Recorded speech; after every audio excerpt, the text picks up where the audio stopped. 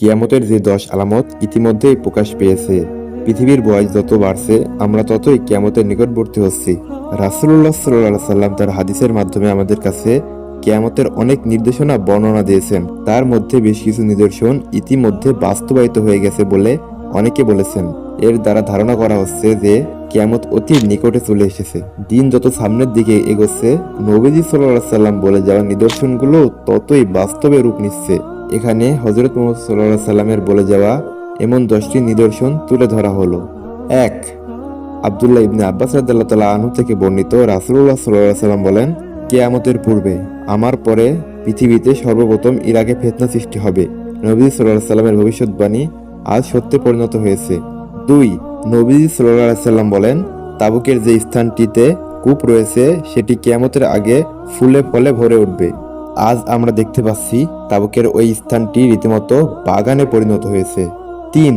তিনি আরো বলেন, লোকেরা এত পরিমাণ সম্পদশালী হয়ে উঠবে যে কেউই যাকাত গ্রহণ করতে চাইবে না।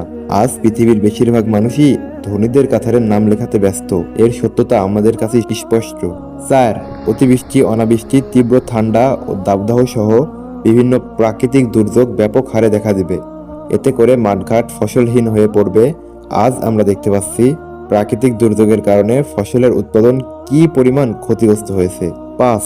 আবু হুরায়রা রাদিয়াল্লাহু তাআলা আনহু থেকে বর্ণিত, রাসূলুল্লাহ সাল্লাল্লাহু আলাইহি সাল্লাম বলেছেন, মানুষের মধ্যে থেকে যখন আমানতদারিতা উঠে যাবে তখন তোমরা কিয়ামতের অপেক্ষায় থাকো। এর অর্থ হলো সময়ের সঙ্গে সঙ্গে পৃথিবী থেকে আমানতদারিতা উঠে যাবে। আর বর্তমানে ধোঁকাবাজি, প্রতারণা ও চুরিচামারি এত পরিমাণে বেড়ে গেছে যে পৃথিবীতে আমানতদারিতা নেই বললেই চলে। 6. একটা সময় আসবে যখন পৃথিবীর সবচেয়ে ক্ষমতাধর রাষ্ট্রপ্রধানগণ বলতেই পারবে না যে ইরাক আসলে কোথায় আছে।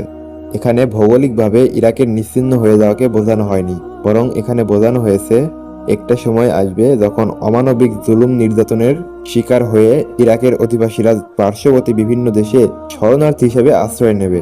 যার প্রমাণ আমাদের কাছে স্পষ্ট।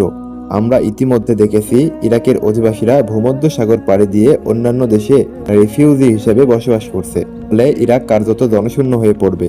অথচ বিশ্ব মোড়লরা ইরাকের ওপর কড়া এই আক্রমণ ও জুলুম নির্যাতনের ব্যাপারে একেবারেই চুপ থাকবে।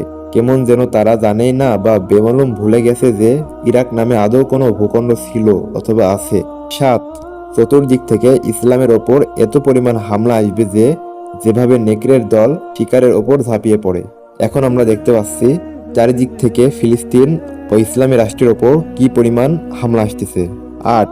লোকেরা ব্যাপকভাবে ব্যভিচারে লিপ্ত হবে, তবে তারা স্বীকার করবে এটি একটি বর্জিত কাজ।